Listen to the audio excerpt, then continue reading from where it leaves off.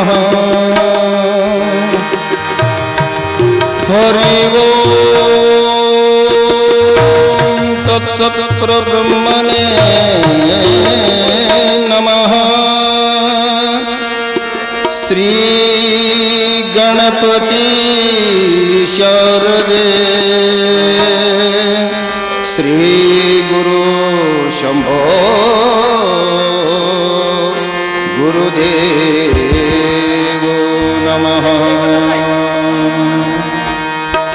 ओम ब्रह्मानंदं परमसुखदं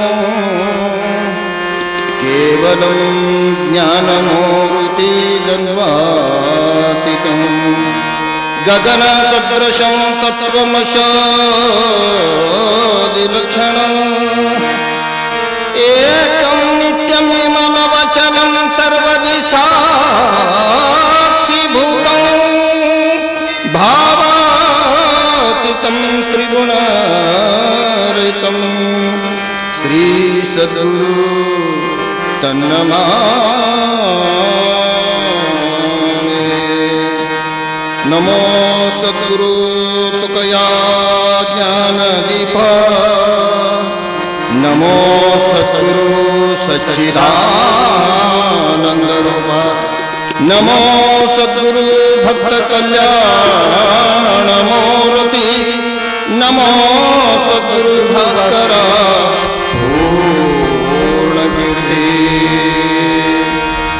वक्रतुंड महाकाय सूर्यकोटि समप्रभा निर्विघ्नं कुरु मे देव सर्वकार्येषु सर्वदा। अलंकापुरी पुण्यभूमि पवित्र तिथे नांदतो ज्ञानराजा सुपात्र। तयाटविता घडे पुण्य राशी। नमस्कार माझा सद्गुरु ज्ञानेश्वराश। पुंडलिका वरदे हर विठ्ठल श्री ज्ञानदेव तुकार। पंढरीनाथ भगवान माऊली ज्ञानेश्वर महाराज। जगद्गुरु तुकाराम महाराज की जय। जय जय रघुवीर समर्थ श्री गुरुदेव दत्त वासुदेव हरि। पंढरीनाथ भगवान की जय। गणपति महाराज की जय।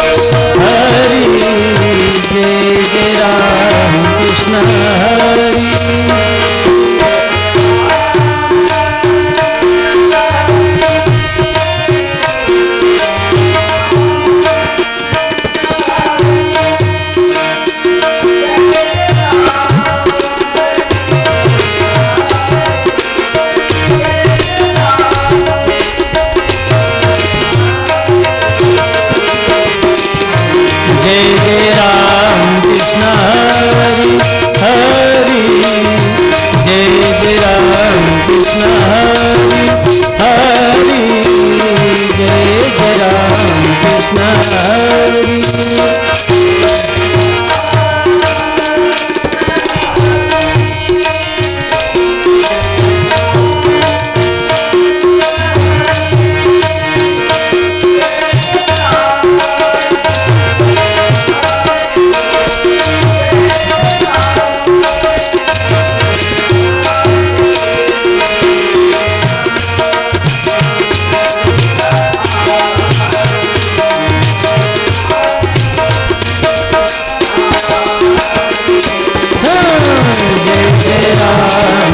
हरे हरे जय जय राम कृष्ण हरे हरे जय जय राम कृष्ण हरे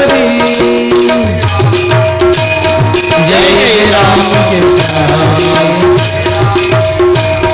जय राम कृष्ण जय जय राम कृष्ण हरे जय जय राम कृष्ण हरे जय जय राम कृष्ण हरे जय जय राम कृष्ण हरे जय जय राम कृष्ण हरे जय जय राम कृष्ण हरे जय जय राम कृष्ण हरे जय जय राम कृष्ण हरे जय जय राम कृष्ण हरे जय जय राम कृष्ण हरे जय जय राम कृष्ण हरे जय राम कृष्ण हरे राम कृष्ण हरे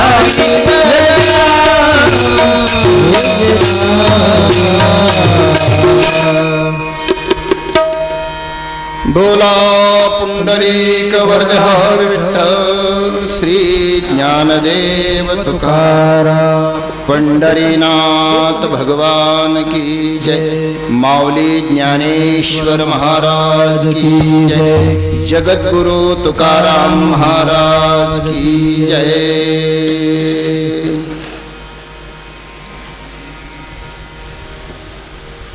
अखंड मंडलकारं व्याप्तमेव चराचरं तत्पथं दर्शितं येन तस्मै श्री गुरुवे नमः यामाहं सर्वलोकानां प्रकृतिशास्त्रपारगाः यामाहं सर्वलोकानां प्रकृतिशास्त्रपारगाः तामधर्मचारणे परं शिवं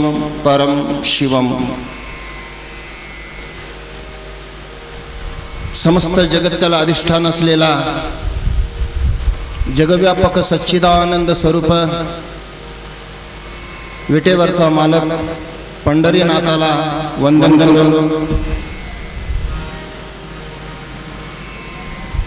जगद्गुरु तुकाराम महाराज यांच्या पवित्र चरणाला वंदन करून ज्ञानियांचा राजा गुरु महाराजा सगळे आपल्या महाराष्ट्र सगळे संत महंत विद्वान माऊली या शब्दात त्यांना उच्चारले ज्ञानियांचा राजा गुरु महाराजा माऊली ज्ञानेश्वर महाराजांच्या पवित्र चरणाला वंदन करून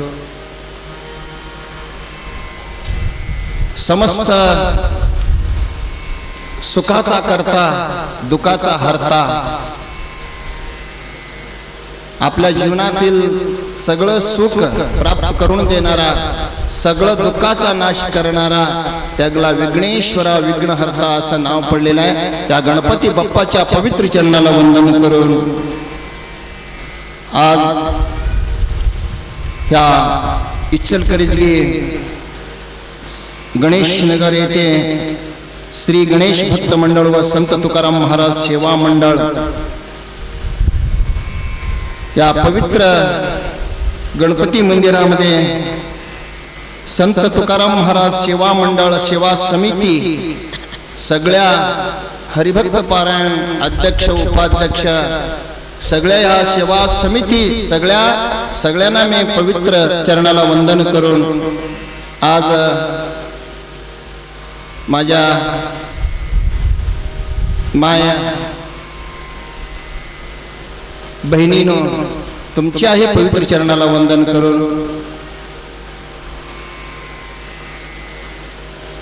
आपल्या ह्या अधिक मास प्रति 3 वर्षाला हे अधिक मास येत असतोय आपल्या ह्या सूर्य आणि चंद्र हा ग्रह कालगणनानुसार सूर्य आणि चंद्राभोवती हा पृथ्वी फिरत असतोय का पृथ्वीभोवती सूर्यचंद्र फिरतात? नाही. सूर्य कुठं आहे तिथंच आहे, चंद्र कुठं आहे तिथंच आहे, पृथ्वीच फिरत असते. आम्हाला वाटतंय सूर्य फिरायलाय, चंद्र फिरायलाय. चंद्र सूर्य कधी फिरत नसते, हाय त्या ठिकाणीच असतात. त्या सूर्य चंद्र कालगणनानुसार आपल्या या सनातन हिंदू धर्मामध्ये पंचांग सूर्य कालगणनानुसार 360 दिवस, चंद्र कालगणनानुसार 354 दिवस असं मोजल्या जातात. वर्षाला 10 ते 11 दिवस क्षय होतात, म्हणजे क्षय पावतात. त्या 11 वर्षाला 11 दिवस क्षय पावलेले 3 वर्ष मिळून 1 महिना येतोय. त्याला पूर्वी नाव दिलं मलमास. मल म्हणजे अपवित्र. सगळ्या महिन्याला, सगळ्या वाराला देवता आहेत, नक्षत्र आहेत, सगळं आहेत. पण ह्या अधिक मासाला कुठलं देव नाही, कुठलं नक्षत्र नाही, कुठलं कोणी वारसच नाही. म्हणून ह्या अधिक मासाला पहिला मलमास असं म्हणत होते. त्या मलमासामध्ये कुठलेही शुभ कार्य करू नये असं व्यर्थ सांगत होते. ह्या मलमासाने रडू लागला, मला कोणी किंमत करीना, माझा कोणी स्वीकार करीना, माझ्या महिन्यात कोणी नामस्मरण करीना, कोणी जप तप करीना, कोणी शुभ कार्य करीना, आता मी काय करू? ज्या वेळेला मलमासाने श्रीमद नारायण वैकुंठपती विष्णूकडे जाऊन रडू लागला, देवा माझा कोणी स्वीकार करीना झाले, एवढा मी महापापी झालेलो आहे, माझा कोणीही स्वीकार करीना झालेत, माझ्या महिन्यात कोणी शुभ कार्य करीना, जप करीना, तप करीना, ध्यान धारणा कोणीही करीना, देवा मग एवढं का अपवित्र मानू लागलेत लोक भूमंडावला. त्या मलमासाने रडतल्यावर बघितल्यावर परमात्माला दया आला. त्यावेळी पांडुरंग परमात्मा श्रीकृष्ण वैकुंठपती त्या अधिक मासाला समाधान केलं, बाबा रडू नको, आता मी तुझ्या पाठीशी उभा आहे, तू कसल्याही प्रकारची चिंता करू नको. 3 वर्षाला एकदा येणारा अधिक मास हा मलमास नसून पुरुषोत्तम मास असं मी नाव देतो. पुरुषोत्तम नाव, माझं स्वतःचं नाव त्या मासाला देतोय. त्या पुरुषोत्तम मास, या मासात कोण जप करेल, तप करेल, ध्यानधारणा करेल, भजन करेल, नामस्मरण करेल, दान धर्म करेल, त्यांचा मी अधिक पुण्य प्राप्त करून देतोय. आता बाजारात ऑफर येतात बघा, ऑफर, एका साडीवर 1 साडी फ्री, एका साडीवर 1 साडी फ्री. मग भगवंताने सुद्धा ऑफर ठेवलेला आहे. 3 वर्षात किती जप करता, किती तप करता, ह्या अधिक मासात, पुरुषोत्तम मासात केलेले जप, केलेले तप, केलेले नामस्मरण, केलेले भजन, केलेले दान धर्म हे अधिक पुण्य प्राप्त करून देतो म्हणून परमात्म्याने वरदान दिलेले, वरदान दिलेले. म्हणून आपल्या हा सनातन धर्मामध्ये, भारतीय संस्कृतीमध्ये अधिक मासाला फार फार महत्व आहे. पद्मपुराणात वर्णन आलेले आहे. आता मला अधिक मासाचे वर्णन करणार बसायचं नाही, कारण मला आज माऊलीच्या दिव्य भव्य असा त्याचा जीवन चरित्रावर प्रवचन करायचं आहे. कारण आपल्या संत महंत आपल्या सनातन धर्मामध्ये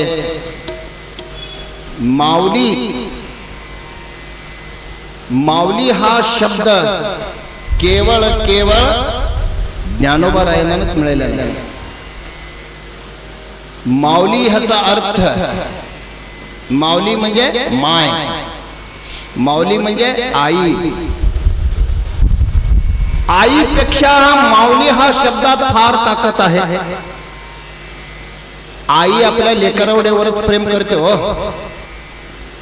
आई आपल्या लेकरावरच प्रेम करते होय. आता तुम्ही तुमच्या घरच्या लेकरावर प्रेम करता का गल्लीतल्या पोरांना प्रेम करता? आमच्या लेकरावरच आम्ही प्रेम करतो. याला आई असं आहे. ज्याला कोणीही बोलत नाही, कोणीही त्याला किंमत देत नाही, कोणी त्याला आदर सत्कार करत नाही, वाळीत टाकतात, त्याला त्याच्यावर प्रेम करणाऱ्याला माय असे म्हणतात. माय असे म्हणतात. म्हणून माझ्या ज्ञानोबा रायाला माऊली हा शब्द, कारण एका आईला 4 लेकरं असलं तर 3 लेकरं काम करणारे असेल, कमवणारे असेल, एक लेकरू काम करत नाही, त्याला नोकरी मिळाली नाही, तसे बस त्याचं लग्न सुद्धा झालेलं आहे, त्याने मिळकत नाही. हे 3 भाऊ गप बसतील का हो? गप बसणार नाही. त्या माऊलीवर राग काढतात. आई माऊली, आम्ही 3 बसून खात आहे, त्याच्या पुढे चालणार नाही बघ. का त्याने एकटा आहे, त्याची बायको आहे, त्याचं सगळं आहे.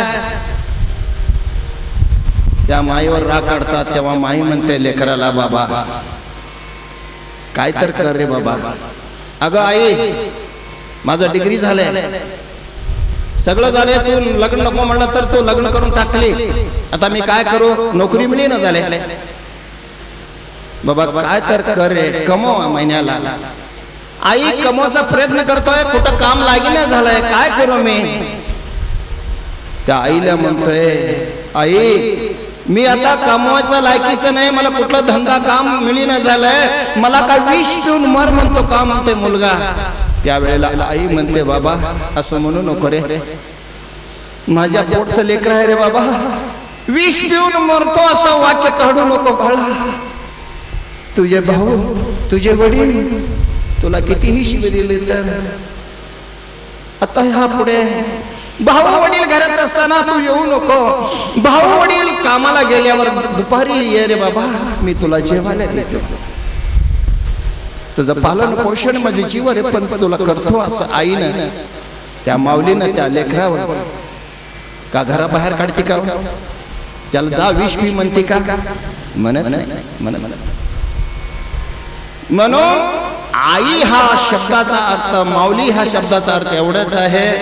सगळ्या जण वाळीत टाकलं तर त्या संत महात्मा माझा ज्ञानोबा राजा हा जगाला एवढाच उपदेश केला, कोणालाही भक्ती करणाऱ्याला सुद्धा पावलाय, भक्ती न करणाऱ्याला सुद्धा पावलाय. सगळ्यावर कृपा करणारा संत शिरोमणी माऊली ज्ञानोबा राजा माऊली असं त्यांचं नाव पडलेलं आहे. संत महात्मे मातृ हृदय असतात त्यांच्या जवळ.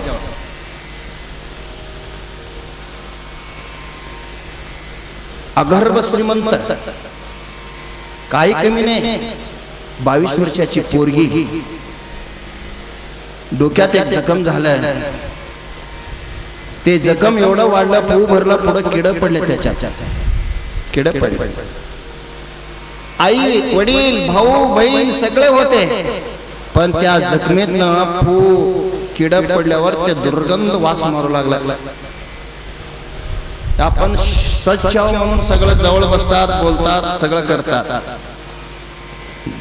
हे 7 पदराचं कातड आहे म्हणून चांगला आहे, आत बघितलं तर लय घाण आहे. त्या 22 वर्षाच्या वयात आलेल्या पोरीच्या डोक्यात पू किड पडल्यावर दुर्गंध वास होऊ लागले. घरातली मंगळ सगळे मंडळी म्हणू लागले, या वास सहन होत नाही आम्हाला. त्या आईनं, रक्ताचा संबंध असलेल्या आईनं त्या मुलीला म्हणते, आई बाई आता तुझं भाऊ सगळं बांधव तुला घराच्या बाहेर काढ म्हणू लागले, त्या दुर्गंध वास आम्हाला सहन होईना. त्या वेळेला त्या आईनं युक्ती काढते, बाळा तू रडू नको, तुझा भाऊ टाकेल, तुझा वडील टाकेल, पण मी टाकणार नाही. काय तर व्यक्ती करतो म्हणून त्या माऊलीनं त्या आईनं त्या लेकराला गावाच्या बाहेर आपल्या शेतात ठेवले. शेतात दररोज त्या लेकराचा सेवा करणार, त्याला डबा पुरविणार, जेव घालणार, स्नान घालणार. आई सेवा करू लागली तरी दुर्गंध काय कमी होईना, त्या जखम काय कमी होईना. डोक्यातलं जखम एवढं वाढलं, डोकं सगळं पांढरं झाले, केस दुर्गंध वास सुटलं. तरीही आई माऊली सेवा काय थांबवली नाही. सगळ्याकडे विचारू लागले, हा काय केलं तर जखम कमी होईल. एका औषधानं सांगितलं, औषध देणारा कुठलंही याला औषध बरं होणार नाही, एका कुत्र्यानं येऊन त्याचा जखम चाटला म्हणजे ह्याचं कमी होईल असं म्हणून त्यांनी सांगितलं. कुत्र्यानं.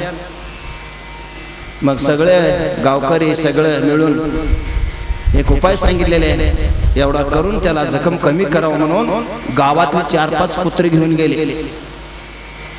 ते अजून पुढं त्याचं वस्ती त्या पोरीचा कुत्राचा घेऊन गेले, पण त्या एवढं दुर्गंध येत होतं, माणसा काय पुढे गेला नाही, कुत्र्याला सोडून दिले. त्या आई बरोबर तूच घेऊन जा, त्या जखमेवर कुत्र्याला जिभेनं चाटायला. त्या आईनं 5 कुत्र्याला घेऊन चालली तर कुत्रही पुढे येईना. त्या वासामुळे कुत्र पण येईना, कुत्र सुद्धा पळून गेले.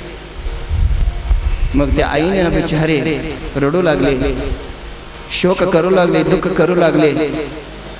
काय करावं माझ्या लेकीसाठी. असंच दिवस चाललं होतं. एका दिवशी एक संत महात्माने त्या गावात आला. असंच आपलं गणपती बाप्पाचं मंदिर रात्री येऊन मुक्कामला राहिला, पूजा पाठ केला, सकाळचं प्रवचन केला. आपल्या गणेश भक्त मंडळ कसं कमिटी आहे त्या साधू संताला आदर सत्कार केले, त्याचं प्रवचन ऐकले. तेवढात ह्या दिशेलाच वारा सुटला, ते मुलीचं दुर्गंध वास येऊ लागलं. सगळे लोक पळू लागले. मग महाराज म्हणले, असं का पळू लागलो, हे काय हो दुर्गंध वास सुटले, वारा इकडे सुटलंय, आमच्या गावात एक पोरीला जखम झालंय, त्याचं पू किड पडले, ते दुर्गंध वास येऊ लागले, त्याच्यामुळे आम्ही जातो म्हणून पळू लागले. तेव्हा संत महात्मा म्हणला, कुठं राहते तिने, घेऊन चला. त्या संत महात्म्याने त्या पोरीजवळ आला, त्या पोरीला बोलवला, बाई माझी लेक, घाबरू नको, घाबरू नको. कोण नाही कोणासाठी, त्यांच्यासाठी संत महात्मे असतात. तू काय घाबरू नको म्हणून त्या संताने त्या मुलीजवळ जाऊन त्याच्या जीवेने सगळं जखम टाचू लागले. संत महात्म्याने त्या मुलीच्या डोक्यावर झालेल्या जखमाला जिभेने हे सगळं स्वच्छ केले. तेवढ्यात त्या मुलीनं त्या महात्म्याच्या स्पर्शानं, संत महात्म्याच्या स्पर्शानं त्या मुलीचा जखमाचा वास कमी झाला, पुढं ते जखमही कमी झालं. मला सांगायचं एवढंच उद्देश आहे, ज्याच्यासाठी कोणी नाही, भाऊ नाही, बहीण नाही, आई नाही, वडील नाही, त्याच्यासाठी माझे संत माऊली ज्ञानोबराय आहेत. ज्ञानोबराय संत माऊली ज्ञानोबराय. म्हणून संत महात्मे मिळणं फार कठीण आहे. देव ते संत, संत ते देव. देवाला आणि संताला फार अंतर नाही, जवळचा संबंध आहे. म्हणून आपल्या महाराष्ट्र पुण्यनगरी अलंकापुरी आळंदी हा पुण्यक्षेत्र माझ्या ज्ञानोबा रायांचा संजीवनी समाधी, त्यांचं जीवन चरित्र ऐकल्यावर आपल्या जीवनात कधीही न आलेले एवढं संकट, आपल्या जीवनात कधीही न आलेले कष्ट संत महात्मेले आलेले आहेत. म्हणून माझ्या समस्त भाविक भक्तांनो, गोदावरी नदी उत्तरेस आपेगाव आपल्या ह्या महाराष्ट्रात गोदावरी नदी गोदा नदी किनाऱ्यावरच आपेगाव पैठणच्या जवळच आहे. त्या आपे गावामध्ये हरिहर कुलकर्णी त्यांचा आडनाव. हरिहर ज्ञानेश्वर माऊलीजींचं वंशज हरिहरापर्यंत सांगितलेलं आहे. त्या हरिहर पंताला 3 मुलं झाले. त्या 3 मुलापैकी त्र्यंबक पंत, त्या त्र्यंबक पंत, विठ्ठल पंत, हा विठ्ठल पंताचा जन्म झाला कुठं? आपे गावात. विठ्ठल पंत कुलकर्णी त्यांचा घराणा यजुर्वेदी ब्राह्मण. त्या विठ्ठल पंताला त्याच्या शिक्षणासाठी, कारण माणसाच्या जीवनात शिक्षण अभ्यास फार महत्व आहे. आपल्या शास्त्रात सांगतात कर्मानुसार बुद्धी, त्यागानुसार कीर्ती, अभ्यासानुसार विद्या, सत्यानुसार लक्ष्मी. कर्मानुसार बुद्धी सुचत असते. पूर्वजन्माचा कर्मानुसार आपल्या बुद्धी चालते. कर्मानुसार बुद्धी, त्यागानुसार कीर्ती. आपलं कीर्ती व्हावं असं वाटत असेल तर ज्याचा जवळ त्याग आहे त्याचाच कीर्ती होते, सगळ्यांचा होत नाही. तुम्ही किती पोस्टर लावा, किती पेपर ॲडव्हर्टाईज द्या, होत नाही. आज माझ्या जगद्गुरु तुकाराम महाराज, ज्ञानेश्वर माऊली, संत महात्म्यांचे सध्या आहेत, त्याने आहेत.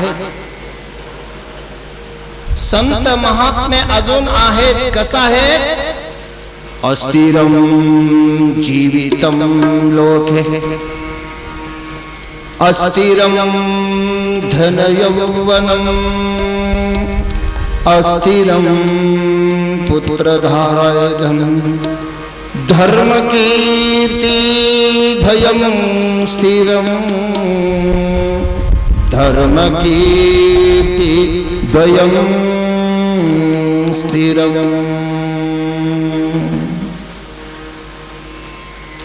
आज ह्या जगामध्ये अस्थिरम जीवितम लोके, हा जीव कसा आहे? अस्थिर आहे. हा मृत्यू लोकात जन्मणारा कोणीही अमर राहत नाही.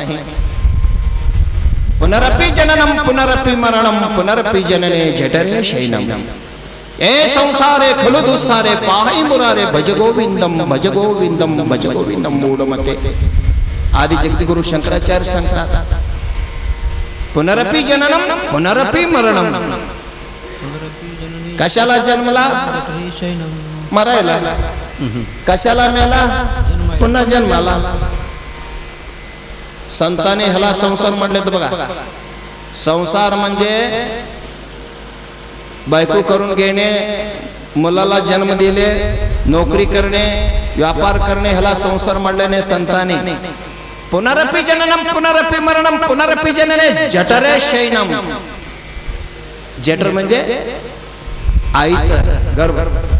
हा गर्भाला सारखं येणं, या आईच्या उदरात गर्भाला येणं, जन्मना मरण, परत येणं, जन्मना मरण.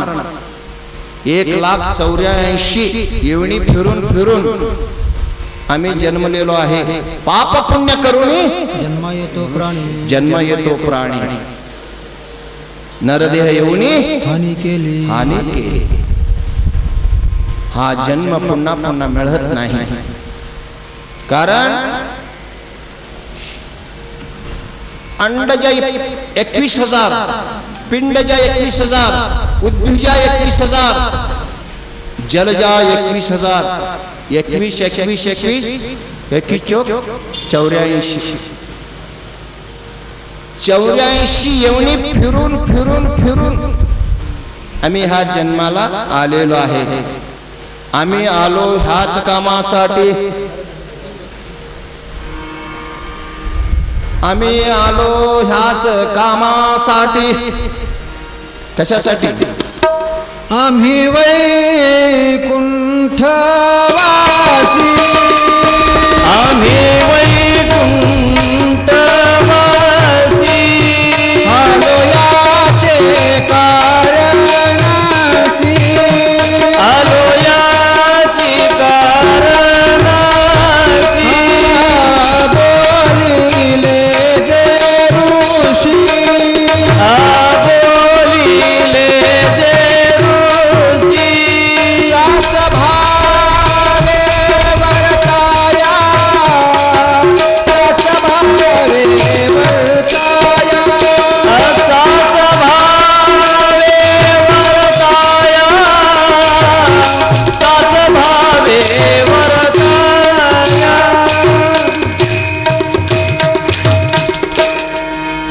बोला पुंडरीक वरदहर विठ्ठल श्री ज्ञानदेव तुकाराम. पंढरीनाथ भगवान की जय.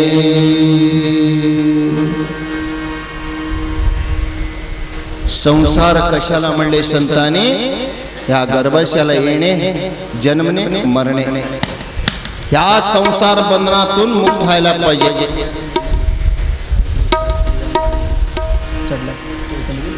व्यावहारिक संपत्ती, पारमार्थिक संपत्ती. आपण प्रपंचामध्ये संपत्ती कमवतो नाही संपत्ती. कशासाठी? आपण सुखी जगावं. सुखी जीवन जगण्यासाठी आपण संपत्ती कमवतो. आपल्या संतांनी कमविलेल्या आहेत. आपल्या संत महात्म्याने कसलं संपत्ती कमविलेले? पारमार्थिक संपत्ती. असं संपत्ती कमवावं डोळ्याला दिसू नये, अंगणात ठेवलं तर कोणी चोरून नेऊ नये, तसलं संपत्ती कमवा म्हणते. म्हणून या आपे गावामध्ये विठ्ठलपंत जन्माला आले. त्याला अभ्यासाकरता, शिक्षणाकरिता पैठण येथे पाठवण्यात आलं. आपलं पैठण म्हणजे भारतात नवखांड पृथ्वी, 10वी खांड काशी असं प्रख्यात आहे. नवखांड हा पृथ्वीमध्ये, 10वी खांड काशी, त्याला उत्तर काशी म्हणतात. आपल्या पैठणला दक्षिण काशी असे प्रबोधलेत आहेत. दक्षिण काशी.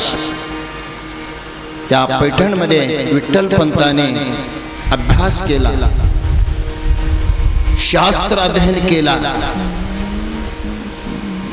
माणसाला शास्त्राचं अध्ययन व्हायला पाहिजे. शास्त्र म्हणजे ह्याचा अर्थ जन्म मरणावर शासन करतो त्याला शास्त्र असे म्हणतात. जन्म आणि मरणावर शासन करणारा तो शास्त्र. विठ्ठलपंताचं शास्त्र अध्ययन झालं, व्याकरण झालं, शिक्षण घेतलं. आपलं कुलकर्णी पंताचं व्यवहार कसं चालवावं हेही सुद्धा त्याला शिकवण्यात आलं. तरी अंतरात विरक्ती.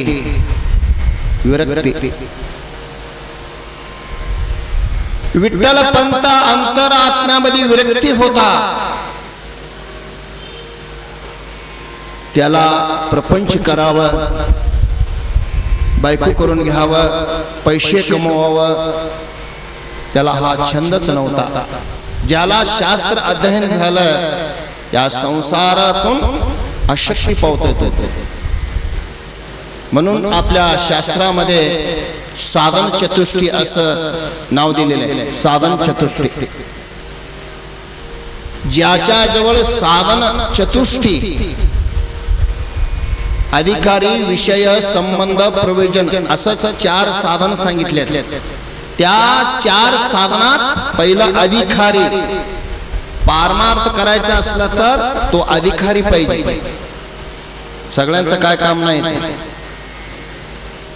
पांडुरंग परमात्माचा कृपा करुणा करून घ्यायचं असलं तर, ह्या भवबंधनातून मुक्त व्हायचं असलं तर, जन्म मरणावर बंधन मुक्त व्हायचं असलं तर अधिकारी व्हायला पाहिजे. त्या अधिकारी मध्ये परत 4 लक्षण सांगितलेले. विवेक, वैराग्य, षटसंपत्ती, मुमुक्षुत्व.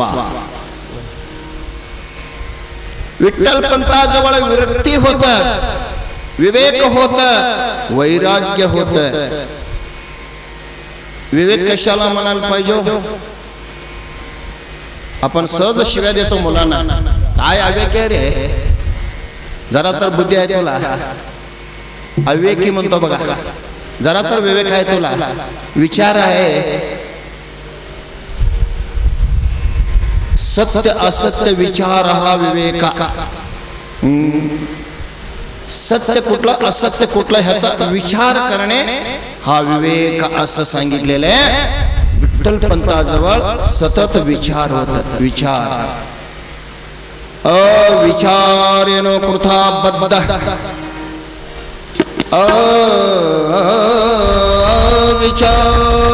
अविचारेण कृता बद्ध, विचारेण निवर्तते.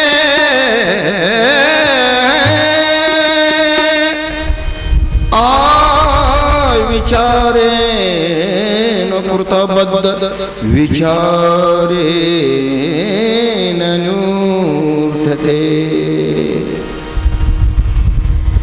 सत्य असत्य विचारालाच विवेक असं म्हणलेलं आहे. आपण कशाला सत्य मानतोय? शरीर सत्य आहे, माझा प्रपंच सत्य आहे, मी कमविलेले संपत्ती सत्य आहे. सत्य का हो? अनित्य आहे ते, अनित्य आहे. या जगामध्ये सत्य डोळ्याला किती दिसते, सगळं असत्य आहे. सच्चिदानंद स्वरूप विटेवरचा मालक पांडुरंग परमात्मा एकच सत्य आहे, सगळं असत्य आहे. म्हणून संतांनी सांगतात, क्षणोक्षणी करावा हाच विचार, तरवया पार भव सिंधू.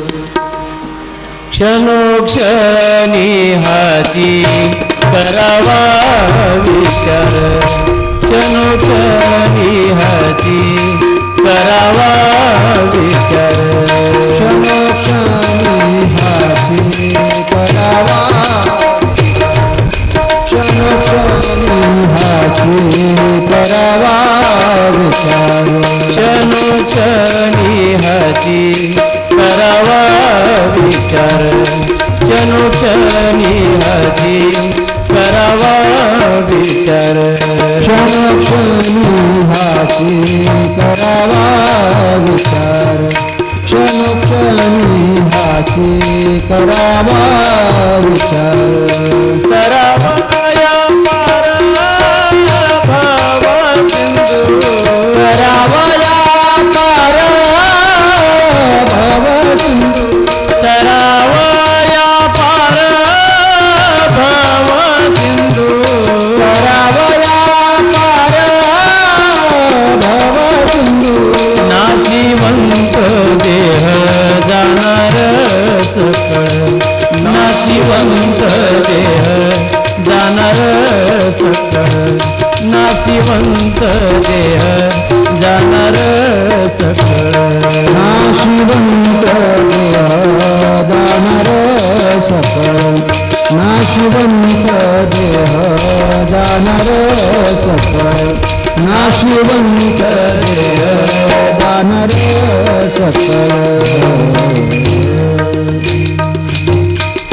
बोला पुंडलिक वरदहर विठ्ठल श्री ज्ञानदेव तुकाराम. क्षणोक्षणी करावा हाच विचार, तरावया पार भवसिंधू, नाशवंत ध्येय जाणार सकळ, आयुष्य खातो काळ, सावधान सावधान. सावधान म्हणले संतांनी, सावधान. सावधान कुठं लिहितात? सावधान. शुभ मंगल. कुठं खतरा आहे तिथं सावधान. इलेक्ट्रिक जोड खांब असतं बघा, तिथं लिहिलेलं असतात बघा. कुठं खतरा आहे तिथं सावधान. आपला रेल्वे गेट ओलांडताना तिथं पण खतरा म्हणून लिहिले. सावध व्हा, जागृत व्हा. म्हणून आपल्या गोविंद पंत निराबाईच्या पोटी जन्मलेला हा विठ्ठल पंथ विवेक संपन्न होता, वैराग्य संपन्न होता. शमे दमे उपरती तितिक्षा श्रद्धा समान षट संपत्तीवान होता. षट संपत्ती सांगितलेलो शास्त्रामध्ये, 6 संपत्त. शमे दमे तितिक्षा श्रद्धा समाधान उपरती असं 6 संपत्ती सांगितले. मगच मुमुक्षत्व प्राप्त होतोय. म्हणून या आपे गावामध्ये हा विठ्ठल पंत संसारावर फार विरक्त होता. तरी त्यांच्या आई वडिलांना संमती घेऊन मी तीर्थाटन करावं, कारण तीर्थयात्रा पाणी वाहत असायला पाहिजे, संत महात्मे फिरत असायला पाहिजे.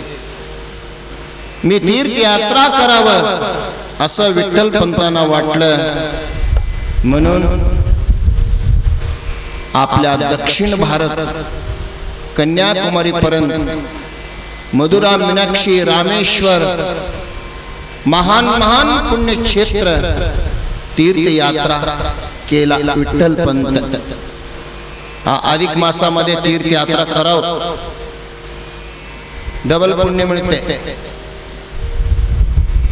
तीर्थयात्रा केलेलं पुण्य फार मोठा आहे हो, फार मोठा आहे.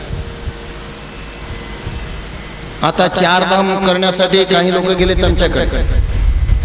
4 धाम गया तो भद्री, नाही तो उदरी. तुमच्याजवळ पुण्य असेल तर गेलं तर भद्रीनाथाचं दर्शन होतंय, नाही तर उदरी. म्हणून गया तो भद्री, नाही तो उदरी. तीर्थयात्रा करावं. आमच्या कन्नडमध्ये एक म्हण आहे, देश तिरगಬೇಕು कोश ओदಬೇಕಂತ. देश फिरायला पाहिजे, कोश वाचन करायला पाहिजे, मग कळतंय. फिरायला पाहिजे. विठ्ठल पंतांनी तीर्थयात्रा करत करत करत करत पायी चालत जाणे तीर्थयात्रामध्ये फार महत्व आहे. कारण सगळ्या दानामध्ये कुठलं दान श्रेष्ठ आहे म्हणलं तर काही काही मते अन्नदान श्रेष्ठ, रक्तदान श्रेष्ठ आहेत ना. तुम्हाला एक महाभारत घडलेलं घटना सांगतोय. श्रीकृष्ण परमात्माने पांडवाला सांगितलं होतं, वैकुंठाचं घंटी वाजेपर्यंत दान करायला पाहिजे, यज्ञ करायला पाहिजे. त्याप्रमाणे पांडवांना यज्ञ प्रारंभ केले. माग द्वापार युगात यज्ञ करायचं म्हणलं तर फार खर्च येणार हो, फार खर्च. म्हणून ह्या कलियुगात तसला खर्च आमच्या हातनं होत नाही. म्हणून आपल्या संतांनी, आपल्या तुकाराम महाराजने, आपल्या माऊली ज्ञानेश्वरांनी नामस्मरण कीर्तन साधन पैसोपे जळतील पापे जन्मांतरी. नामस्मरण कीर्तन यज्ञ फार मोठा चालू झाला. यज्ञ साधू संत महात्मे दररोज जेवायला येणार, द्रौपदी वाढणार, सगळ्याला एक एकाला काम लावले होते. भीमानं असं गदा घेऊन त्याला देखरेख करायला सांगितलं होतं. भीमाला तो सगळा कोणाला जेवण येते नाही येते जरा फिरून बघ, देखरेख करतात बघा लग्नामध्ये. हा कोणाच तरी लग्न, कोणाच तरी खर्च वाढेला, अजून जर वाढ नको, हे वाढ खाताय वाढ, याचा बापच चाललाय वाढ म्हणताय अजून वाढ. मग ते घरचं वाला येतंय, बेताबेतीने वाढ रे बाबा, बघून वाढ रे, ते घरचं खर्च केलेला असं म्हणतंय. हा बघून वाढ, लेकरांना बघून वाढ. भीमाला असलं कामाला सोपवले होते. भीमाना पंक्तीत फिरत होता खांद्यावर गदा घेऊन. सगळ्या ऋषी मुनींना म्हणणार, ए सावकाश जेवा, पोटभर जेवा, नाहीतर बघा गदा म्हणणार, सावकाश जेवा, पोटभर जेवा, सावकाश जेवा, पोटभर जेवा, असं धमकी देणार. ते ऋषी साधू सत्पुरुष भीमाच्या गद्याला भिले. खालेलं अन्न अंगाला लागेना, पशीना, कसं पचतंय हो, धडकी भरलंय आता कवा गदा घालतोय डोक्यात काय सांगता येत नाही. वाळू लागले सगळं साधू संत महात्मे. एक दिवशी कृष्ण फिरत आला, धर्मराजाला म्हणला, बाबा रे यज्ञ चालू आहे का? हो हो देवा चालू आहे, चालू आहे. बर येऊन बघितला, अरे अरे अरे म्हणला, एवढे साधू संत महात्मे पहिलं कसलं होते, पैलवान असल्यासारखं असं का झालं ते? मला माहित नाही, पण दररोज जेवतात पोटवर. मग कृष्णाला कळालं त्या भीमाचं धासकी यांना. मग कृष्णानं सांगितलं धर्मराजाला, असं कर, त्या भीमाला इथनं काढ. कारण दुर्वास ऋषी बसले समुद्र जवळ, त्याला बोलवून आणायला पाठव. मग भीमाला पाठवले. इकडे यज्ञ चालू झालं, दररोज जेवू लागले. भीमाचा भय गेला बघा, ते बोलायला गेला, महिनाभर तिकडेच गेलं त्याने. चालत जाऊ की. मग तिथं गेला दुर्वास ऋषी जवळ. अहंकार, विनय नाही, नम्रता नाही. विद्या विनय संपन्ने सुनीचैव स्वपाकेच हस्तिनी पंडिता समदर्शनम. ज्याच्या जवळ विद्या आहे त्याला विनय पाहिजे. विद्या विनयेन शोभते. विनय असलं तर त्या विद्याला किंमत आहे, त्या शक्तीला किंमत आहे. विनय नसलं तर काही उपयोग नाही. त्या भीमानं म्हणला, अरे ऋषी म्हणला, कोण अरे बाबा? पाचवी पांडा मधला भीम आहे मी म्हणला. राजोषयज्ञ केले, चल जेवायला. दुर्वास ऋषी म्हणले, कितवा यज्ञ आहे तुमचं म्हणला? अरे परमात्म्यानं सांगितलं पहिले यज्ञ चालू आहे म्हणला. दुर्वास ऋषी म्हणला, ज्यांच्या घरात 101 यज्ञ 100 पूर्ण व्हायला पाहिजे, 101वा यज्ञ चालायला पाहिजे, त्या यज्ञाला मी येतो जेवायला म्हणला. असल्या एकाला यज्ञाला मी येत नाही.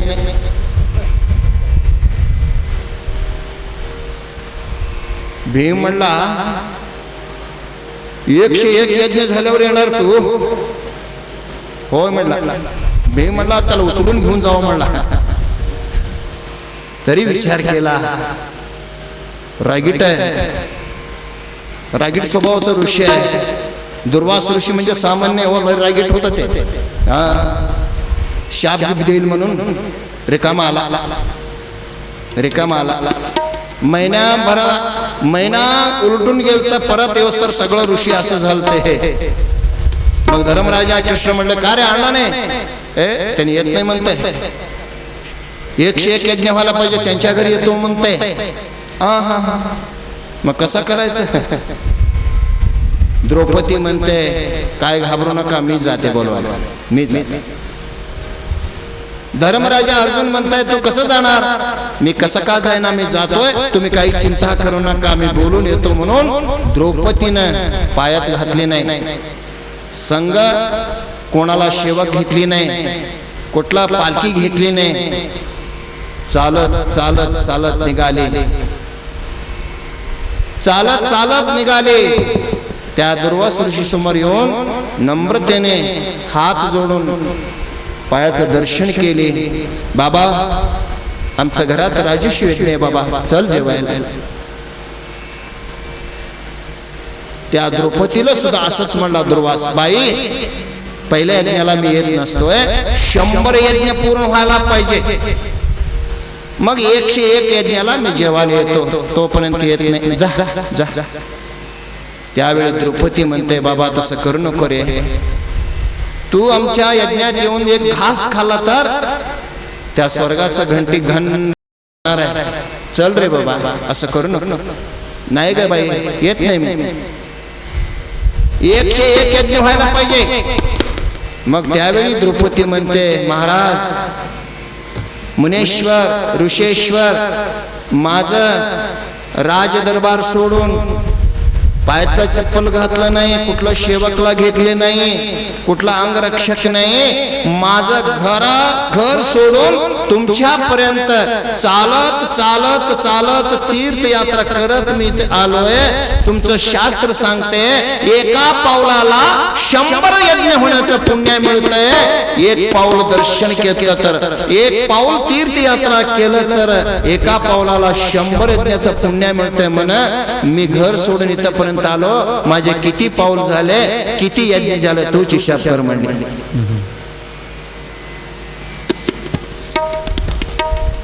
तुमचं शास्त्र खोटं म्हण, एका पावलाला तीर्थयात्रा, एका पावलाला 100 यज्ञाचं पुण्य मिळत नाही म्हण, मी जातो वापस. तुम्हीच लिहून ठेवलं, तीर्थयात्रा करायचं असलं तर, साधू संतांच्या दर्शनात जायचं असलं तर पायातला न घालता किती पाऊल चालत जाता, एका पावलाला 100 यज्ञाचं पुण्य प्राप्त होतंय म्हणून तुम्हीच लिहिलं. त्यावेळी दुर्वास ऋषीचं डोक्यातनच उतरलं, क्षमा कर बाई येतो चल म्हणला. मी का सांगितलोय, तीर्थयात्रा तीर्थाटन पायी चालत जाणे त्याचं पुण्य वैज्ञानिक दृष्टिकोनातून फार चांगला आहे. आताचे डॉक्टर काय सांगतात, व्यायाम करा, वॉकिंग करा. हा आजकाल लोक सगळं वॉकिंगला धाव पडवलेले सगळं. हा एक जण डॉक्टरकडे गेलता, साहेब काय केलं तर वजन कमी होईना, काय करू? एक 15 दिवसाचं औषध गोळी घेतला, परत आला, काट्यावर उभं केला, 90 होता, परत 100 झालं, वाढलंच. परत दुसऱ्या वेळेला डॉक्टरकडे, डॉक्टर साहेब परत 10 किलो वाढलाय, मग असं कर, वॉकिंग कर, वॉकिंग. तुला औषध गोळ्यावर काय जमत नाही, वॉकिंग कर पाठ. बरं ठीक आहे म्हणा, वॉकिंगला चालू केला. परत 15 महिन्यानं परत आला डॉक्टरकडे, परत वजन काटा बघितले, 120 झालं. डॉक्टर म्हणला वॉकिंग केला का नाही रे बाबा? केलं हो म्हणला. कसं केला म्हणला? पाठ उडतो, घोड्यावर बसतो, वॉकिंग करतो म्हणला. बाबा घोड्यावर बसून वॉकिंग, मग कसं उतरणार वजन? बघ असं करत, सकाळी 1 कप दूध, संध्याकाळी 1 कप दूध, दिवसातून 2 कप दूध घ्यायचं, काही घ्यायचं नाही, हे औषध चालू कर म्हणला. बरं ठीक आहे साहेब, सकाळी 1 कप, संध्याकाळी 1 कप. हा हा एवढंच कर. दवाखान्याचं बाहेर आला, परत आत आला डॉक्टरकडे. साहेब म्हणला. काय म्हणला? 1 कप दूध जेवण झाल्यावर घ्यायचं का जेवणाच्या आधी घ्यायचं? डॉक्टर म्हणला डोकं बडवून घेतला त्याने, तुझं वजन कमी करण्यासाठी मी सगळं सोड दुधावर राहा मी असं म्हणतोय. परत जेवण झाल्यावर घेऊ का जेवणाच्या आधी घेऊ विचारतो रे कसलं तो म्हणला. तीर्थयात्रा पाद स्पर्श चालत गेलं की एक पाऊल चाललं की 100 यज्ञ केल्याचं पुण्य मिळतंय. म्हणून विठ्ठल पंताने तीर्थयात्रा करत करत करत आपल्या हा पवित्र पावन क्षेत्र इंद्रायणी काठी देऊची आळंद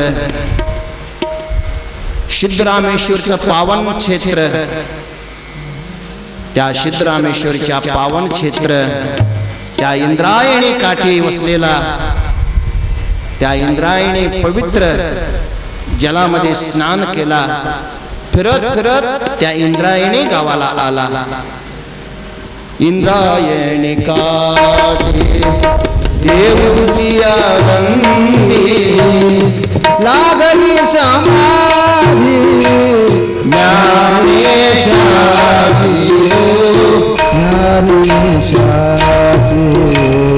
इंद्रायणी काठी इंद्रायणी काठी इंद्रायणी काठी देवाची आळंदी देवाची आळंदी लागली समाधी ज्ञानेशाची ज्ञानेशाची इंद्रायणी काठी इंद्रायणी काठी. इंद्रायणी काठी त्याला अलंकापुरी सुद्धा म्हणलेले आहे. त्या इंद्रायणी आळंदी आपला विठ्ठल पंत त्या इंद्रायणीमध्ये स्नान करणार. त्या सिद्धरामेश्वरच्या देवळात जप तप करणार. भूक लागलं तर माधुरी भिक्षा मागणार, जेवण करणार. असं त्याचं नित्य कर्म चालू झालं. त्याच आळंदी गावामध्ये शिदोबा पंत तेही ब्राह्मण कुलकर्णी दररोज हा विठ्ठल पंताचा नित्य कर्म बघून त्याला मनात आनंद झाला. कारण संत महात्मे त्यांचं मुख बघितल्याबरोबर आनंद व्हायला पाहिजे. कारण संत महात्म्याच्या मुखावर लक्षण असते, मुखावर तेज असते. विठ्ठल पंत त्या इंद्रायणीमध्ये स्नान करून जप तप साधन करत होता. त्या आळंदी गावामधील शिदोबा पंत कुलकर्णी त्या विठ्ठल पंताचा मुख बघितला, त्याचा तेजोपुंज असा रूप बघितला. कारण त्या शिदोबा पंथाने विठ्ठल पंथा त्याच्याबद्दल त्याच्या अंतःकरणात प्रेम निर्माण झालं. किती सात्विक आहे ओ पोरगा, किती भाविक आहे, किती सात्विक आहे, किती जप तप करते, किती माधुकरी भिक्षा मागून खाते. त्या शिदोबा पंताला त्याच्याबद्दल करुणा आला. मग एके दिवशी शिदोबा पंताने इंद्रायणीमध्ये स्नान करून त्या सिद्धरामेश्वरीच्या पवित्र मंदिरात नामस्मरण पूजा पाठ करत असताना शिदोबा पंताने त्या विठ्ठल पंताजवळ जाऊन, बाबा तो कुठलं गाव सरे, तुझं नाव काय, तुझलं गाव काय, सगळं माहिती विचारू लागला. त्यावेळी माझा विठ्ठल पंत म्हणला, काका मी आपे गावचा आहे, माझं नाव विठ्ठल पंत कुलकर्णी यजुरपंथी, सगळं वंश कुल सगळं सांगितला. मग त्यावेळी विठ्ठल पंत कुलकर्णी यजुर्वेदी असं ऐकल्याबरोबर तरच त्याला फार आनंद झाला. बाबा, तू इंद्रायणीमध्ये स्नान करून माधुकरी भिक्षा मागून या सिद्धरामेश्वरच्या देवळात जप तप करण्यापेक्षा माझ्या घरात जागा आहे, माझ्या घरात खोली आहे, तुझं सगळं व्यवस्था करतोय, तू माझ्या घराला यायला पाहिजे. कारण बोलिल्याशिवाय कुठल्या घराला जाऊ नये, आमंत्रण शिवाय कुठल्या लग्नाला जाऊ नये. आमच्या कन्नडमध्ये एक म्हण आहे, करीलारदे होगबार्ದು बरी इल्दे ಓದಬಾರ್ದು बरेगाली तिरगबार्ದು. बोलिल्याशिवाय जाऊ नये, बिगर पायानं कधी फिरू नये म्हण आहे ते. आमंत्रणाशिवाय कुठं जाऊ नये. मग त्या शिदोबा पंताने विठ्ठल पंताला म्हणला, बाबा माझ्या घरी ये रे बाबा, तुझं सगळं व्यवस्था करतोय, तू कशाला माधुकरी मागतोय, कशाला भिक्षा मागतोय. तुझं मुख बघितलं तर, तुझं चेहरा बघितलं तर, तुझ्या चेहऱ्याचं लक्षण तेजपुंज असं लक्षण आहे, सात्विक लक्षण आहे. माझ्या घरी यायला पाहिजे म्हणल्याबरोबर त्या विठ्ठल पंताने विचार केला, एवढं आग्रहानं आमंत्रण देतोय, एवढं विनयानं आमंत्रण देतोय, बोलवतो म्हणलं तर मी जायला पाहिजे, जायला पाहिजे.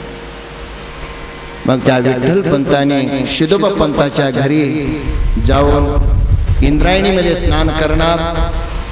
का असेल ते जप तप साधन त्या शिदोबा पंताच्या घरी करणार. असे कितीतर दिवस चालले. एका दिवशी शिदोबा पंत रात्री झोपला होता. साक्षात विटेवरचा मालक पांडुरंग परमात्मा त्या शिदोबा पंताच्या स्वप्नात गेला.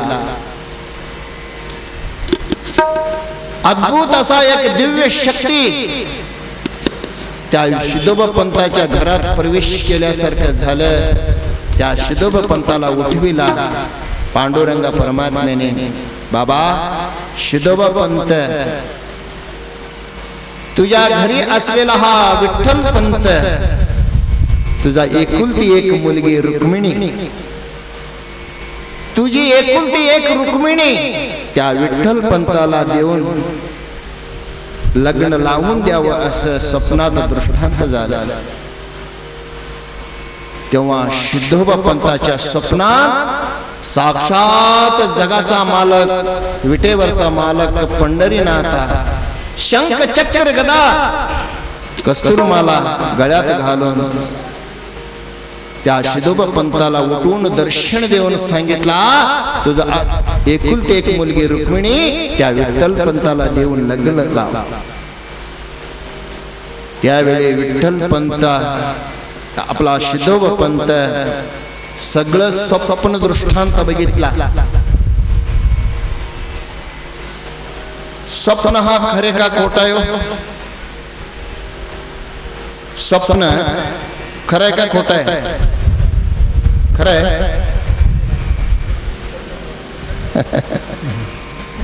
आपल्या शास्त्रात तर त्याला मिथ्या म्हणले.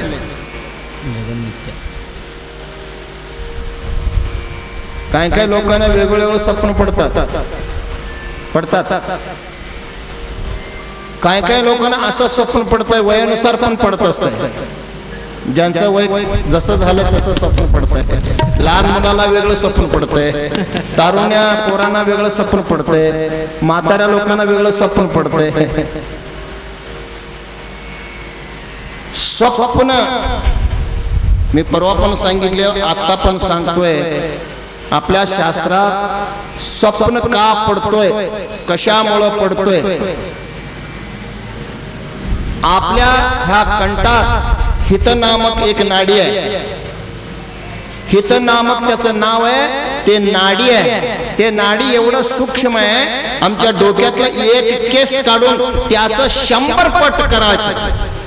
एवढं सूक्ष्म, एवढं बारीक हित नामक नाडी आहे. ज्या वेळेला जीव झोपताना त्या हितनाडीमधून प्रवेश करतोय तेव्हा स्वप्न पडतात. त्या जीव झोपताना कुठल्या गुणात झोपतोय ह्याच्यावर अवलंबून आहे. आम्ही झोपत असताना कुठल्या विचारानं कुठल्या वृत्तीनं आमच्या डोक्यात काय विचार असते ते विचार करत झोपतो आम्ही. झोप लवकर येत नाही. का बरं येत नाही? डोक्यात विचार असतात. जोपर्यंत डोक्यातला विचार जात नाही तोपर्यंत झोप येत नाही. काही विचार करत झोपता त्या जीव का करतय? त्या हितनामक नाडीतनं प्रवेश करतय, मग स्वप्न पडायला चालू होते. ज्या जीवानं सात्विक गुणानं 3 गुण आहेत, सत्व रजोतम, सात्विक गुणानं सत्याचरणानं त्या सात्विक विचार करून सात्विक चिंतन करून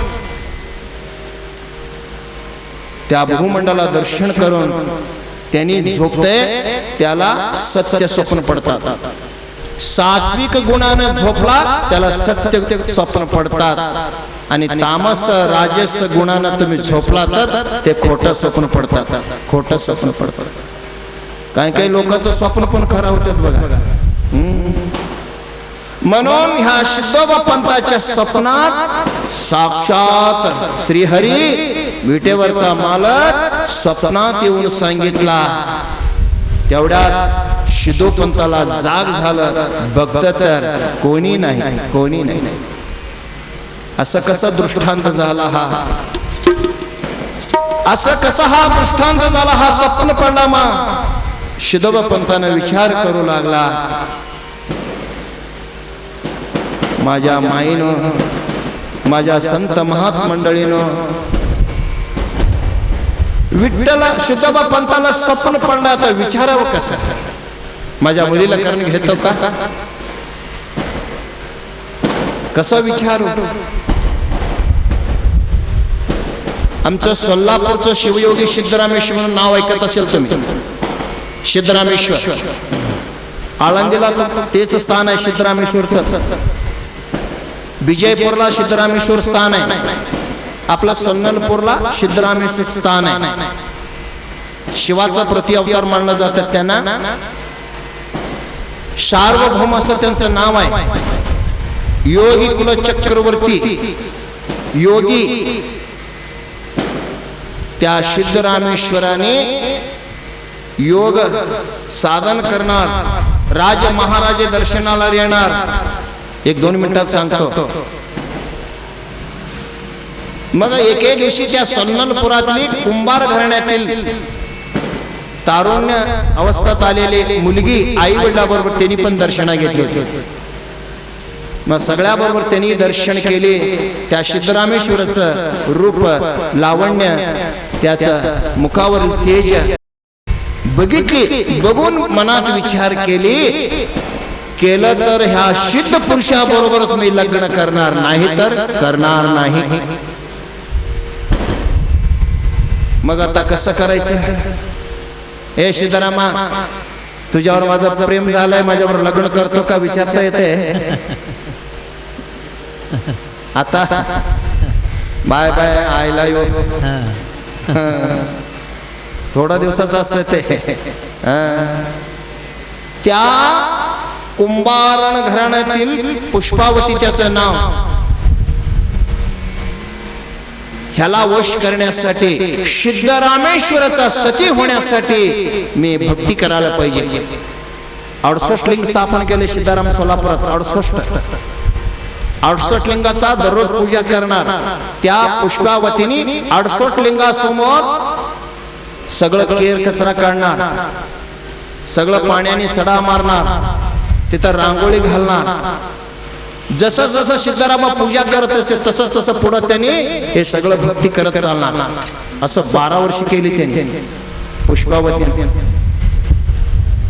मग 12 वर्ष झाल्यावर सिद्धाराम विचार केला, एवढा दिवस असं एवढं भक्ती कोण करतंय, एक दिवशी पकडाव म्हणून लवकर आला. बघत तर रांगोळी काढत होती.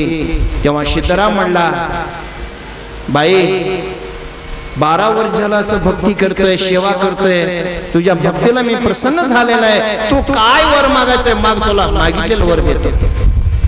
त्या पुष्पावती म्हणल्या, खरं मी मागितलेलं देतो सिद्धरामा, मी मागितलेलं देतो का, तू काही माग, तू मागितलेलं वर देतो, मला पहिलं वचन दे. हा वचन दे मग मागतो मी मागितलेले वर तुला द्यायला तयार आहे असं वचन दे मी मागतो. म्हणल्यावर सिद्धराम म्हणला, काय तर मागील, सोनं मागील, ऐश्वर्य मागील, काय तर मागील. कारण सिद्धराम हातात माती धरलं तर कोणाच तर ओझं ओढलं की ते सोनं होत होतं. संत महात्मे माती धरलं तर त्याचं सोनं होत होतं. काय तर सोनं नाना मागत असेल म्हणून वचन दिला, माग, काय मागायचं माग. त्यावेळी पुष्पावती म्हणली, मला कुठलं सोनं नको, नाना नको, कुठलं ऐश्वर्य नको, भोग भाग्य नको, तुझा बरोबर मला लग्न करायचं आहे, तुझा सती व्हायचंय, मला एवढंच माझा आशा आहे, तुझं पती व्हा, तुझ्या बरोबर माझं लग्न करून घ्यायचा इच्छा आहे, एवढंच माझं आहे. त्यावेळी सिद्धाराम घाबरा पडला. अरे रे रे रे रे म्हणला.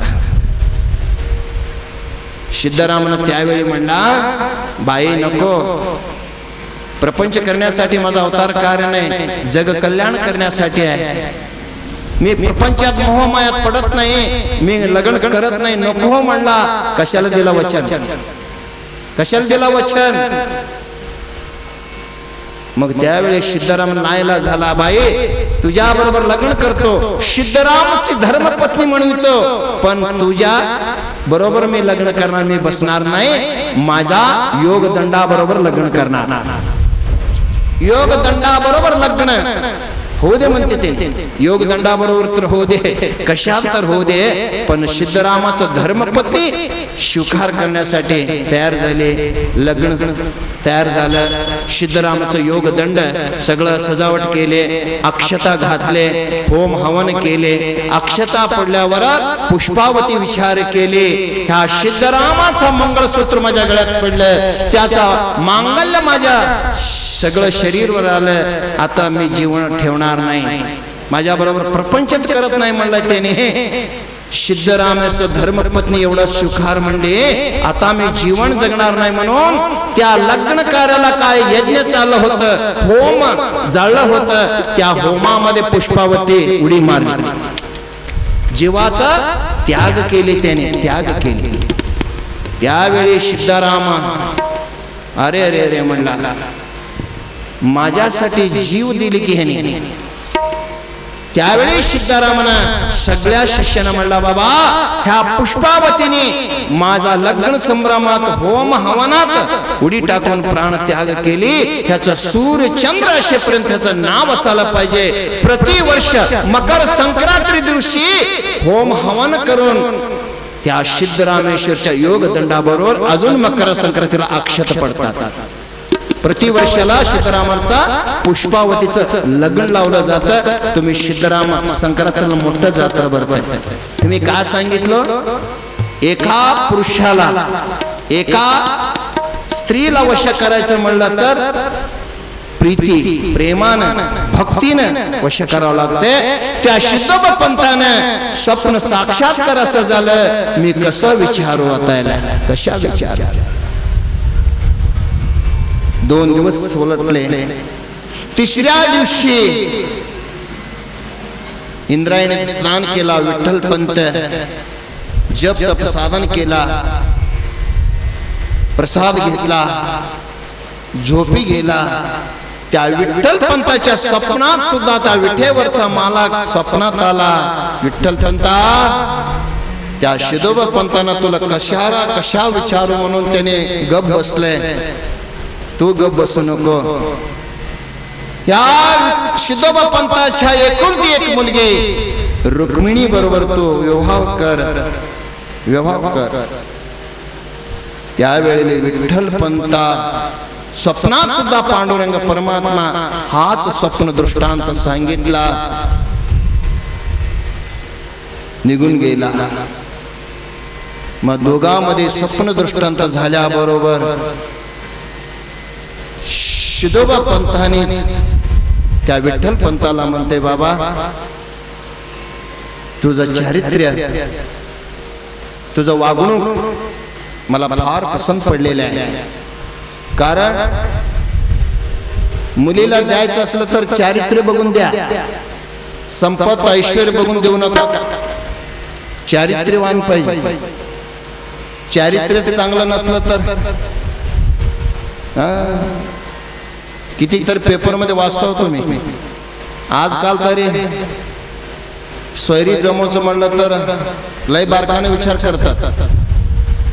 एकुलता एक मुलगा पाहिजे, त्याला सासू असायला नाही पाहिजे, सासरा नको आहे, कोणी नसायला पाहिजे, एकुलता एक मुलगा, शिटीत असायला पाहिजे, बंगला असायला पाहिजे, फिरायला कार पाहिजे, 10 एकर शेत पण पाहिजे, शेतात काय जात नाही.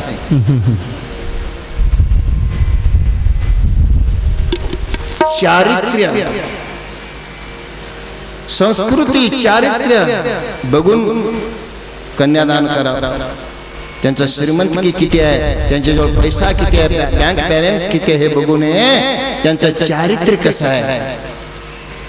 त्या चारित्र्यावरून त्या विठ्ठल सिद्धोबा पंताने त्या विठ्ठल पंताचा चारित्र्य बघून माझा एकुलती एक मुलगी, बाबा विठ्ठल पंता माझा एकुलती एक मुलगी तुझ्या पदरात मी टाकायला तयार आहे. बाबा माझ्या मुलीचा शुखार कर, माझ्या मुलीबरोबर लग्न कर, असं सिद्धोबा पंताने विठ्ठल पंताला विचारला. त्यावेळी विठ्ठल पंत म्हणला, बाबा मी करणारच नव्हतो. ह्या संसारामध्ये मला जायचं नको होतं, तरी त्या विठेवरचं मालक मला काल येऊन सांगितले, मी कोणाचं ऐकणार नाही, पण त्या विठेवरचं मालकाचं ऐकायला पाहिजे. आपल्या घरात आई वडिलांचं विचारायला पाहिजे, कुठलाही शब्द विचारायला पाहिजे, संत महात्म्याचे ऐकायला पाहिजे. म्हणून त्या पांडुरंग परमात्मा सांगितल्यामुळं मी तयार होणार, तुझ्या एकुलती एक मुलगी बरोबर मी लग्न करून घेणार. विठ्ठल पंताने तयार झाला. सिद्धोबा पंतांना कुडा फार फार आनंद झाला. असलं चारित्र्यवान मुलगा, चांगला गुणाचा मुलगा मला जावई मिळाला म्हणून त्या सिद्धोबा पंताला सुद्धा अति आनंद आनंद आनंद. असं त्या सिद्धोबा पंताचा झालेला आनंद त्या गगनात माविनासा झाला, माविनासा झाला. शुभ योग, शुभ नक्षत्र, शुभ वार तारीख काढून त्या विठ्ठल पंत सिद्धोबा पंताची मुलगी, त्याचं नाव रुक्मिणी, त्या एकुलती एक मुलगी रुक्मिणी विठ्ठल पंताबरोबर त्या आळंदी गावामध्ये सिद्धोबा पंत मोठे कुलकर्णी होते, धनिक होते, सावकार होते. थाटामाटाने त्या विठ्ठल पंताबरोबर त्या रुक्मिणीचा विवाह कार्यक्रम त्या आळंदीमध्ये संपन्न झाला. बोला पुंडलिक वरद विठ्ठल श्री ज्ञानदेव तुकाराम, पंढरीनाथ भगवान की, माऊली ज्ञानेश्वर महाराज की जय. जगद्गुरु तुकाराम महाराज की जय.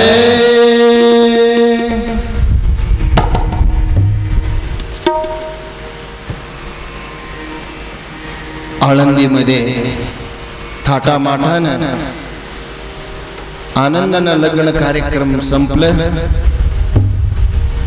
वधू वर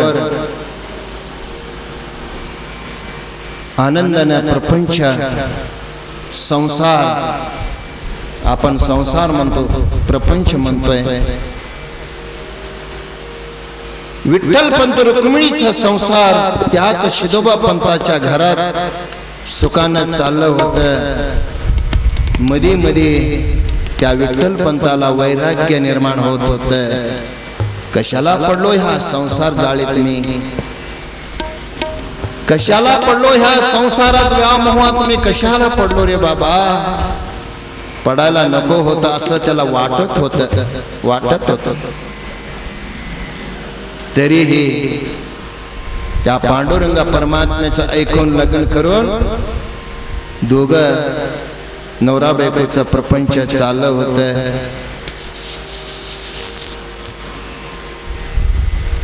प्रपंच कसा असावा, प्रपंच करा नेटका. समर्थ रामदास सांगतात, असू नये फाटका. आदि करा प्रपंच नेटका, मग पारमार्थ साधेल. ज्याला प्रपंच करता येते त्यालाच पारमार्थ साधता येते. ज्याला नीट प्रपंचच करता येत नाही त्याला पारमार्थ साधत नाही. म्हणून ज्ञानेश्वर माऊली म्हणले, असुनी संसारी जीवयोगी करी, वेदशास्त्र उभारी बाह्य सदा. व्यासाची या खुणा, ज्ञानदेव म्हणे व्यासाची या खुणा, द्वारकेचा राणा पांडवा घरी. संसार सोडा असं कोणी सांगितलं नाही.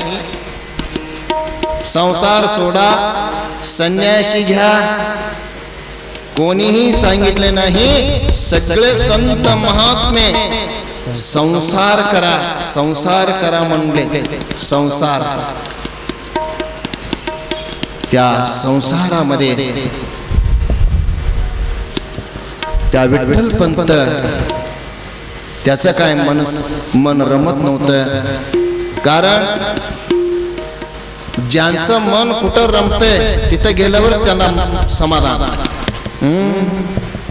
संत महात्म्यानं सत्संग केल्यावरच समाधान, भजन केल्यावरच समाधान. काय काय लोकांना कुठं कुठं समाधान मिळते तिथं, ते काय सांगावं लागत नाही. कोणाला तिथं गेल्यावरच समाधान, नाहीतर असमाधान. काय काय लोक येतात आमच्याकडे, कुठं भेटेना हो, कुठं दुकान म्हणते, बरोबर हुडकून काढतात, त्यांनी सोडत नाही. त्याच्याशिवाय समाधानच वाटत नाही त्यांना. विठ्ठलपंत रुक्मिणी संसार चांगलं चालला होतं, पण त्या विठ्ठलपंताचं मन तिथं रमत नव्हतं. सारखं डोक्यात विचार येत होत, मी कशात पडलो ह्या संसारामध्ये, मी कशाला पडलोय. त्या विचाराने त्या शिदोबा पंताने विठ्ठलपंत रुक्मिणी काही दिवस आपल्या घरात ठेवून, बाबा तुमच्या आई वडिलांची दर्शन, तुमचं जनगावाचं दर्शन जाऊन येऊ चला म्हणून परत आळंदी सोडून आपे गावाला रुक्मिणीला बोलून विठ्ठलपंत आपल्या घरी आणलेला आहे. काही दिवस रुक्मिणीने सून होऊन सासूच्या हातात नांदली. सासूच्या हातात सून म्हणून नांदली. काही दिवस कसं नांदली, आनंदानं नांदली, प्रेमानं नांदली. आजकालच्या सुना आमच्याकडे नांदत नाही हो. सून व्हायला तयारच नाही, डायरेक्ट सासू करा म्हणतात की नाही. ज्यावेळेस मग ते तिजोरीच कारभार द्या म्हणतात आमच्या हातात. आमच्याकडचे इकडलं नाही. सासू झाल्याशिवाय, सून झाल्याशिवाय सासू होता येत नाही. पहिलं सून व्हावं लागते, काबड कष्ट सोसवावं लागते, मग एक दिवस सासू व्हायला जमते. म्हणून त्या रुक्मिणी विठ्ठलपंत आपे गावामध्ये विरून आपल्या आई वडिला समेत काही काळ तिथं काढतात. पुढं काही दिवस झाल्यावर त्याने विठ्ठलपंत रुक्मिणी त्यांच्या मनातील वैराग्य, त्यांच्या मनातील विचार पुढच्या उद्याच्या प्रवचनात विठ्ठलपंत मनात धरलेला निश्चय, त्याचा संकल्प, कारण ह्या प्रपंचात त्याला मनच रमत नव्हतं, सतत त्याच्या डोक्यात विरक्त येत होतं, वैराग्य येत होतं. म्हणून विठ्ठलपंताने सतत त्याच्या रुक्मिणी बायकोला सांगणार, पांडुरंग परमात्म्याच्या ऐकून लग्न केलं, प्रपंच पण केलं, मला आता नको वाटतंय संसार. प्रपंच ओसरो,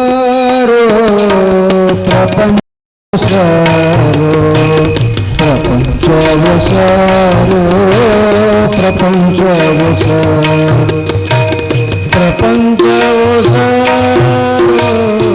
प्रपंच ओसरो,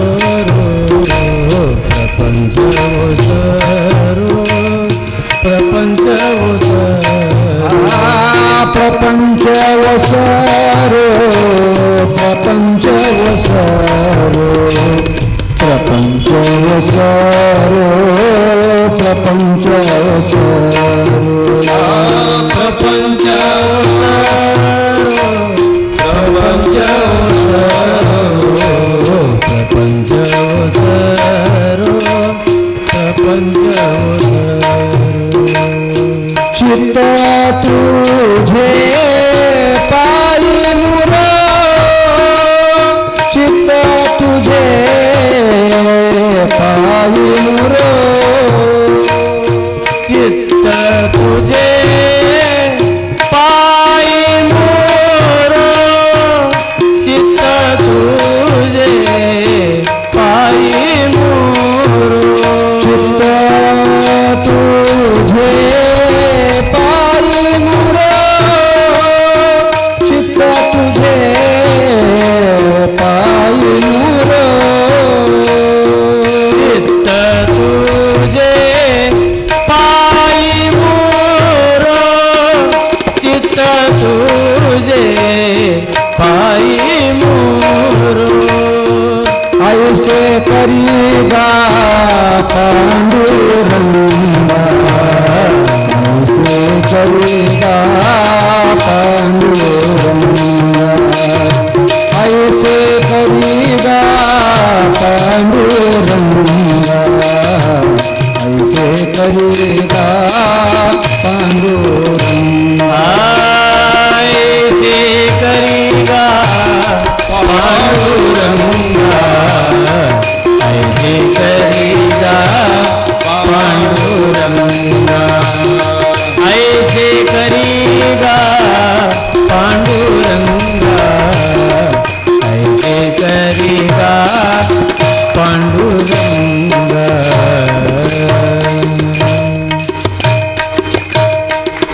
बोला पुंडलिक वरहर विठ्ठल श्री ज्ञानदेव तुकाराम पंढरीनाथ भगवान की जय. माऊली ज्ञानेश्वर महाराज की जय.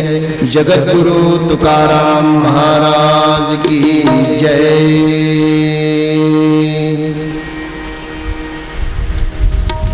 ज्ञानोबा माऊली त्यांचा चरित्रामृत या अधिक मास आपण सगळेजण चिंतन करत पहिला दिवस, कारण संतांचा चरित्रामृत वर्णन करणं माझा लायक नाही आहे.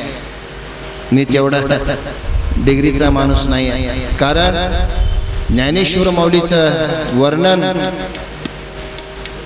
फार फार श्रेष्ठ असं त्यांचं वर्णन आहे. तरी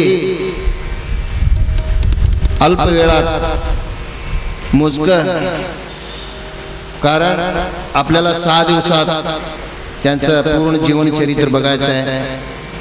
तरी माझ्या बुद्धीला त्या पांडुरंग परमात्मा, त्या बुद्धिदाता गणपती कसं प्रोत्साहन देईल, माझ्या जिभेवर ते सरस्वती कसं बोलवेल, त्या ज्ञानोबा महाराजांचं जीवनचरित्राविषयी काही राहिलं तर कुठलाही प्रसंग राहतात, काय काय जातात विसरून. कारण विस्मरण आहे, सगळ्याला असतो विस्मरण. हो विसरलो बघा म्हणतात. जरी माऊलीच्या चरित्रामृतामध्ये काही राहिलं तर ते माझ्या मुखातून येणारा त्या माऊलीचं चरित्र 6 दिवसात हा संपणारा नाही, महिना ठेवला तरी संपत नाही, तसा भव्य दिव्य असा चरित्रामृत आहे. म्हणून आपल्या ह्या 6 दिवस या सत्संगामध्ये प्रवचन रूपा आपण माऊलीच्या चरित्रावर चिंतन करूया. या इचलकरंजी गणेश नगर मधील सर्व भाविक भक्त, थोर थोर गाण्याचार, मृदंगाचार, हार्मोनियम गायक, वादक, महान महान इथं कीर्तनकार आहेत, त्यांचं पुढं प्रवचन करणं माझं लायक नाही. तरी तुमचं पोटचा मुलगा आहे म्हणून मुलगा कसंही नसला तर आई वडिलाला प्रेमच येते. म्हणून तुमच्या मुलाप्रमाणे तुमचा दर्शनाचा लाभ 1.5-2 महिन्यातच पुन्हा एकदा मला ते लाभ मिळाला. म्हणून उद्या दुसऱ्या दिवशी माऊलीच्या चरित्रामृतामध्ये विठ्ठल पंथाचा वैराग्य, विवेक कसा उद्भवतोय, पुढील त्या चरित्रामृतामध्ये फार असा श्रेष्ठ, फार रम्य असा विषय येणार आहेत. आजच्या ह्या पहिला दिवसाचा सेवा, ह्या माझ्या मुखातून येणारा हा शब्द नाही, 2 पुष्प त्या पवित्र मंगलमूर्तीच्या पवित्र पादी अर्पण करून, माऊली ज्ञानेश्वर तुकाराम महाराजांच्या चरणी अर्पण करून आजच्या ह्या प्रवचनाला महामंगल. हरो पूर्णमदः पूर्णमिदं पूर्णात् पूर्णमुदच्यते पूर्णस्य पूर्णमादाय पूर्णमेवावशिष्यते. हरो शांति शांति शांतिः. पूर्ण पुण्य त्यांचा होईन सेवक, पूर्ण पुण्य त्यांचा होईन सेवक, पूर्ण पुण्य त्यांचा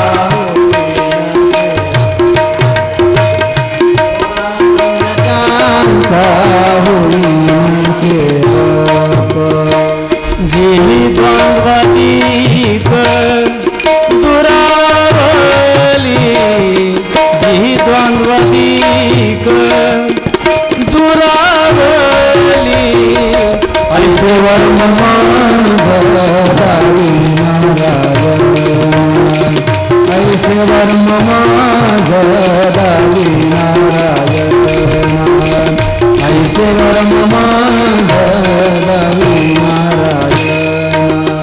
अंतरीच्या पुन्हा प्रगटोनी, अंतरीच्या पुन्हा प्रगटोनी, ऐसे वर्म दावी नारायण, ऐसे वर्म दावी नारायण, ऐसे वर्म दावी नारायण. बहुअवघड आहे संत भीती, बहुअवघड आहे संत भीती, बहुअवघड आहे संत भीती, बहुअवघड आहे संत भीती. या जगजेती करुणा केली, पर्या जगजेती करुणा केली, ऐसे वर्म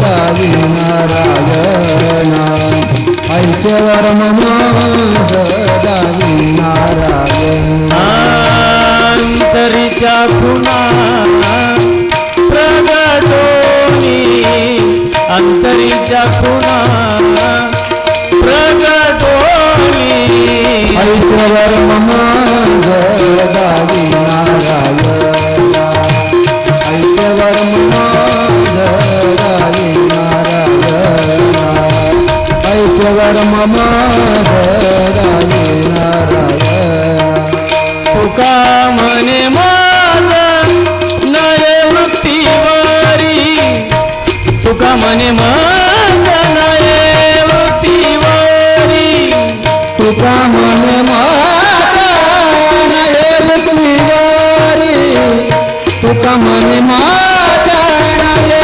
वृत्तीवरी तुका म्हणे माझ नये वृत्तीवरी तुका म्हणे माझा नाये वृत्तीवरी तुका म्हणे माझा नाये वृत्तीवरी तुका म्हणे माझा नाये वृत्तीवरी तुकाचे शेजारी पहुडीन सुखाचे शेजारी पहुडीन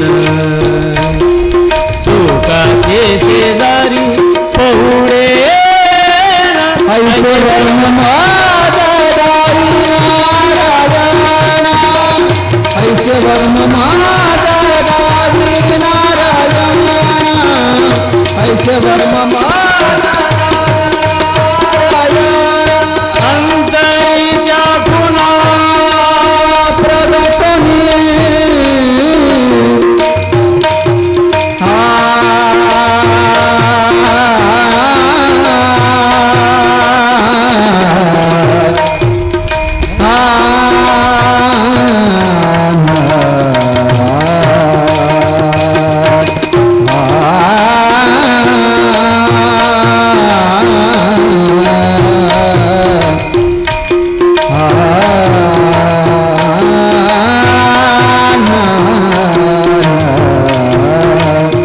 अंतरीच्या खुणा प्रगटोनी अंतरीच्या खुणा प्रगटोनी अंतरीच्या खुणा प्रगटोनी अंतरीच्या खुणा प्रगटोनी अंतरीच्या खुणा प्रगटोनी अंतरीच्या खुणा प्रगटो ऐश्वर ममाजा दावी नारायणा ऐश्वर ममाजा दावी नारायणा ऐश्वर ममाजा दावी नारायणा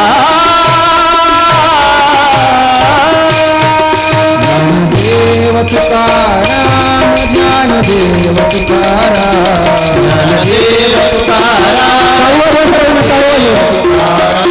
ज्ञानदेव तुकाराम ज्ञानदेव तुकाराम ज्ञानदेव तुकाराम ज्ञानदेव तुकाराम ज्ञानदेव तुकाराम ज्ञानदेव तुकाराम ज्ञानदेव तुकाराम ज्ञानदेव तुकाराम ज्ञानदेव तुकाराम ज्ञानदेव तुकाराम ज्ञानदेव तुकाराम ज्ञानदेव तुकाराम ज्ञानदेव तुकाराम ज्ञानदेव तुकाराम ज्ञानदेव तुकाराम ज्ञानदेव तुकाराम